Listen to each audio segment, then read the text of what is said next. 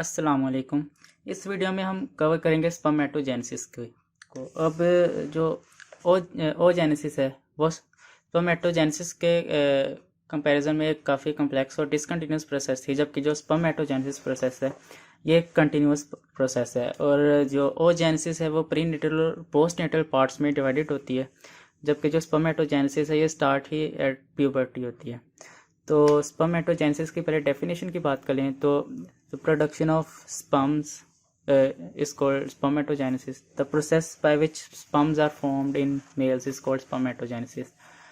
और इसके अंदर फर्दर हम इसके डिटेल्स की बात करें तो सबसे पहले बिफोर बर्थ जो एम्ब्रियो होता है उसके अंदर जो प्राइमोर्डियल जर्म सेल्स हैं जो कि सबसे पहले बनने वाले जर्म सेल्स होते हैं एक इंसान में, वो वॉल ऑफ यॉक सैक में बनेंगे।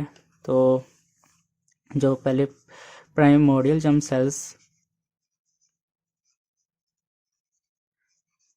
वो यॉक सैक से माइग्रेट करते हुए चले जाएंगे डेवलपिंग टेस्टिस के अंदर, और उसके बाद ये वहाँ पे जाके हो जाएंगे डोरमेंट। और आफ्टर प्यूबर्टी जो है स्पर्मेटोजेनेसिस की जो प्रॉपर प्रोसेस है वो प्यूबर्टी के बाद स्टार्ट होती है। अब जो टेस्टिस हैं उनके अंदर जो सेमिनेफ्रस ट्यूब्यूल्स हैं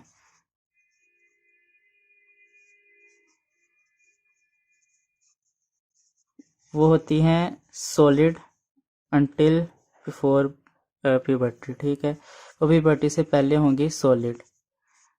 तो इनके दरमियान सॉलिड होने का मतलब ये है कि जो इनके दरमियान ल्यूमन है वो मौजूद नहीं होगा अंटिल बिफोर प्यूबर्टी।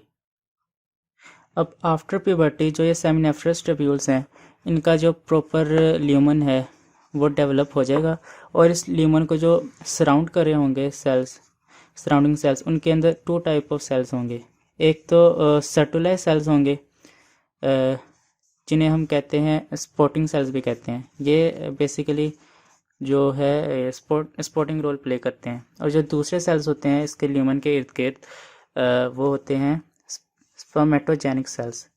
अब ये जो स्पर्मेटोजेनिक सेल्स हैं बेसिकली इनसे माइटोसिस के ज़रिए प्राइमरी स्पर्मेटोसाइट्स बनते हैं।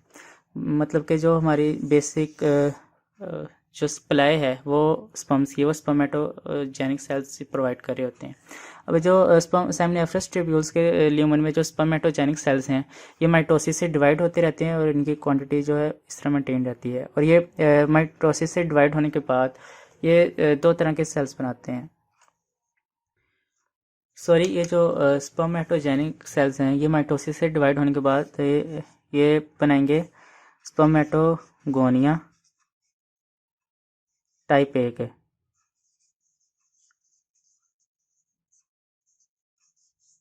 ए टाइप के। उसके बाद जो स्पर्मेटोगोनिया टाइप ए होते हैं ये इन्हें हम कहते हैं stem cells for the production of sperms. जो स्पर्मेटोगोनिया टाइप ए सेल्स हैं ये बेसिक जो सप्लाई है स्पर्म्स की वो ये प्रोवाइड करे होते हैं। ये जो स्पर्मेटोजेनिक सेल्स हैं कंटिन्यूसली माइटोसिस से डिवाइड होकर स्पर्मेटोगोनिया टाइप ए सेल्स बनाते रहते हैं, और ये जो स्पर्मेटोगोनिया टाइप ए सेल्स हैं ये फर्दर माइटोसिस से बनाएंगे स्पर्मेटोगोनिया टाइप बी सेल्स। और स्पर्मेटोगोनिया टाइप ए सेल्स को हम स्टेम सेल्स भी कहते हैं।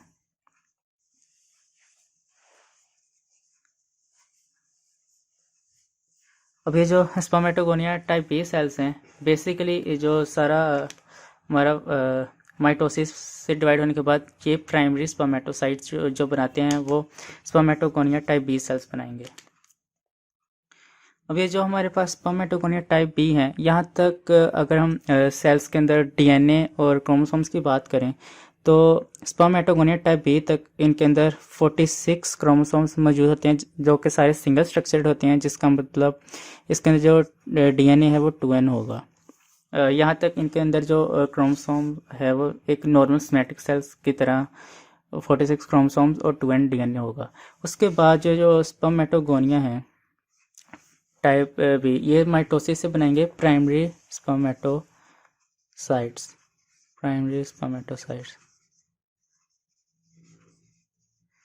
वे जो प्राइमरी स्पर्मेटोसाइट्स हैं इनकी फॉर्मेशन के बाद इमीडिएटली ये अंडरगो करेंगे मियोसिस वन, और मियोसिस वन अंडरगो करने से पहले हम पता है कि डीएनए जो सेल के अंदर मौजूद है उसकी सबसे पहले रेप्लिकेशन होती है, उसके बाद ही उसकी डिवीजन होती है। तो इसकी रेप्लिकेशन के बाद इसके अंदर जो 46 क्रोमोसोम्स मौजूद थे वो सारे के सारे हो जाएंगे डबल स्ट्रक्चर्ड, और उनके डबल स्ट्रक्चर होने की वजह से उनका जो डीएनए रेप्लिकेट हो चुका है उसकी वजह से उनके अंदर जो डीएनए की क्वांटिटी है वो भी हो जाएगी 4n। तो यहाँ पे प्राइमरी स्पर्मेटोसाइट्स के अंदर 46 क्रोमोसोम्स विद 4n डीएनए। उसके बाद जब इनकी मियोसिस वन कंप्लीट हो जाएगी, उसके अंदर जो मियोसिस वन है उसका जो प्रो फेज़ होगा वो प्रोलॉन्ग फेज़ है, और उसके अंदर ऑलमोस्ट 22 डेज लग जाते हैं इन प्रो फेज़ वन उसकी कंप्लीशन में। उसके बाद ये प्राइमरी स्पर्मेटोसाइट से 2 सेकेंडरी स्पर्मेटोसाइट्स बनते हैं।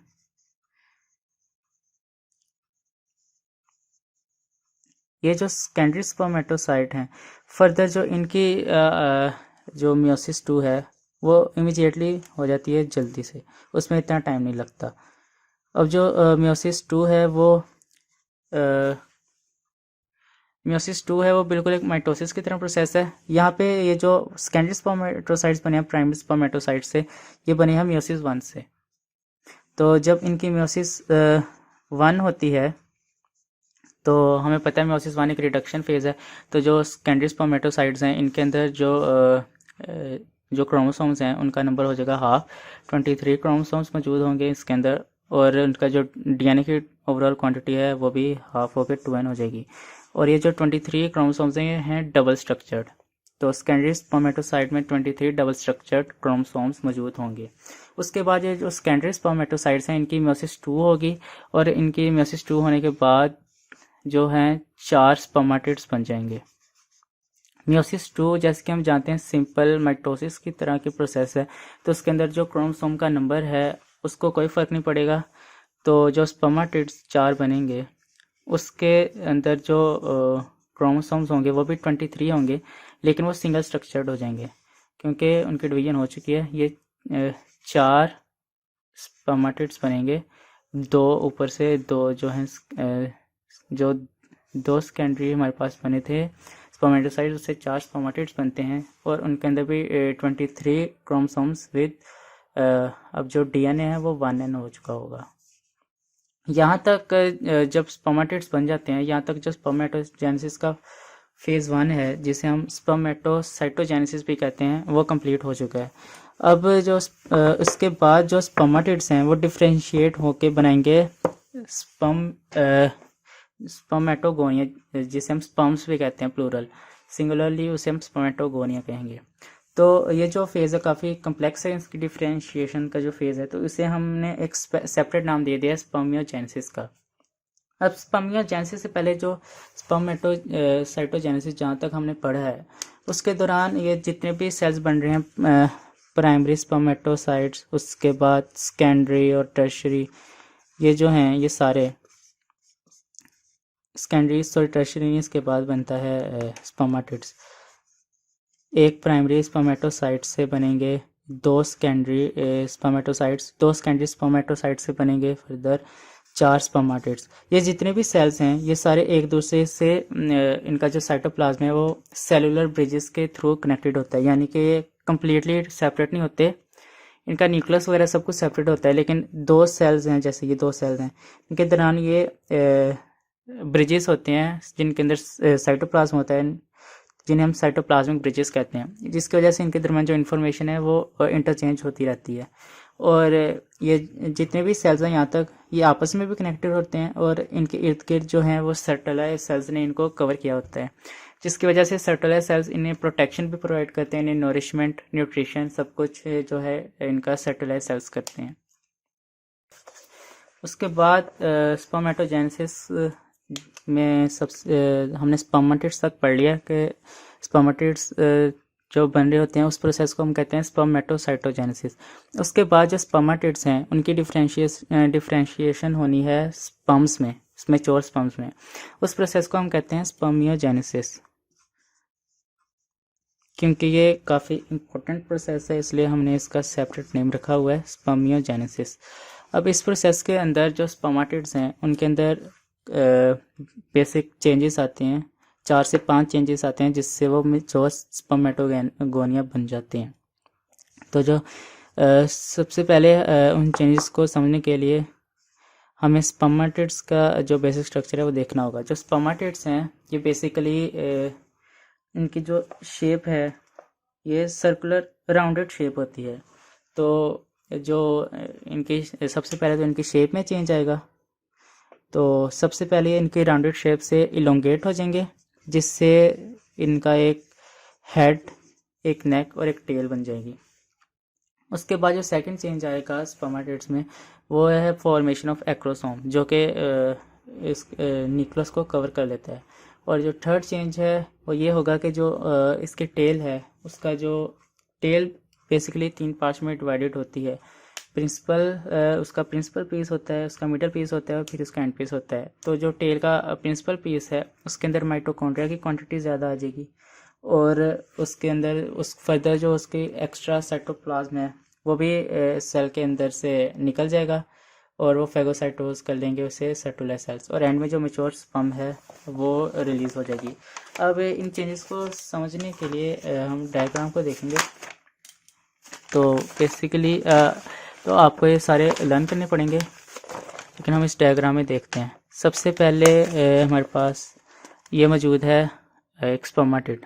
तो सबसे पहले आप देख सकते हैं जो स्पर्मेटिड का गोल्जी अपरेटस है उसके अंदर से एक एक्रोसोमल वेसिकल निकलेगा, जिसके अंदर हाइड्रोलिटिक एंजाइम्स मौजूद होते हैं जो कि फर्टिलाइजेशन में मदद करेंगे। वो जो ये एक्रोसोमल वेसिकल है ये न्यूक्लियस के अराउंड ये एक कैप बना लेगा, जिसे हम एक्रोसोम कहते हैं, और ये न्यूक्लियस का अबाउट सरफेस का 2/3 जो है ये कवर कर लेता है। और इस एक्रोसोम के अंदर हाइड्रोलिटिक एंजाइम्स होते हैं, जिनके अंदर प्रोटीज एंजाइम्स भी आ जाते हैं, एसिड फोस्फेटेज और न्यूरामिनेज एट्सेट्रा, जो सारे एंजाइम्स हैं वो इसके अंदर मौजूद होंगे। उसके बाद ये जो इसके फर्दर जो चेंज आता है वो ये है कि इसकी जो सर्कुलर बॉडी थी स्फेरिकल वो एलोंगेट हो जाएगी, जिसकी वजह से इसके अंदर एक ये हेड, इसे हम हेड कहते हैं, और ये टेल है, और हेड और टेल के दरमियान जो इनका जंक्शन है इसे हम नेक कहते हैं। तो जो दूसरा चेंज आ जाएगा वो इसकी शेप का आ जाएगा, पहला एक्रोसोम फॉर्मेशन होगी। अब जो इसकी जो टेल है फर्दर डिवाइड होती है 3 पार्ट्स में। जो सबसे करीब पार्ट है बॉडी के उसे हम मिडल पीस कहते हैं, उसके बाद प्रिंसिपल पीस और एंड पीस। तो जो तीसरा चेंज वो ये आएगा कि जो मिडल पीस है उसके अंदर माइटोकॉन्ड्रिया की क्वांटिटी बहुत ज़्यादा हो जाती है। अब इस माइटोकॉन्ड्रिया का काम क्या है? ड्यूरिंग जो ये टेल है बेसिकली इसका फंक्शन होता है स्पर्म को मोटिलिटी प्रोवाइड करना। तो उस मोटिलिटी के लिए जो भी एनर्जी चाहिए, जो टेल की मूवमेंट के लिए, फ्लैजेला लाइक मूवमेंट के लिए जो एनर्जी चाहिए वो ये माइटोकॉन्ड्रिया प्रोवाइड कर रहा होगा, और ये कहाँ पे मौजूद होंगे? मिडल पीस, टेल के मिडल पीस में।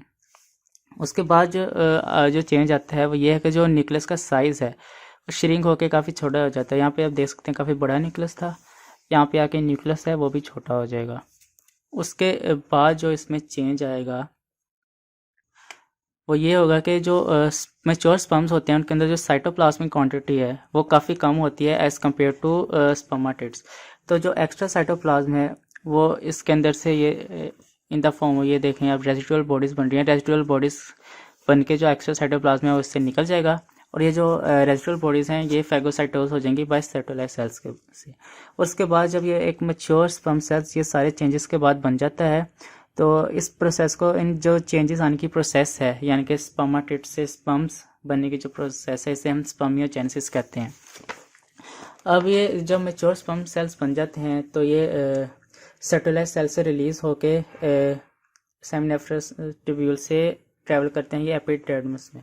एपिडर्मिस में ट्रैवल करने के दौरान इनके अंदर फिजियोलॉजिकल चेंज आते हैं जिसकी वजह से एक्टिव हो जाते हैं, और ये कुछ टाइम के लिए एक्टिव रहते हैं। उसके बाद ये फिर से अगर इजैकुलेशन हो जाए तो ठीक है, अगर इजैकुलेशन ना हो तो ये डिके होके, डिजेनरेट होके डेड हो जाते हैं। तो स्पर्मेटोजेनेसिस में इतना, आज की वीडियो में स्पर्मेटोजेनेसिस में इतना ही इंपॉर्टेंट पॉइंट्स थे। तो अगर आपको ये वीडियो पसंद आई है तो इस वीडियो को लाइक करें और कमेंट्स में अपनी राय ज़रूर पेश करें। शुक्रिया।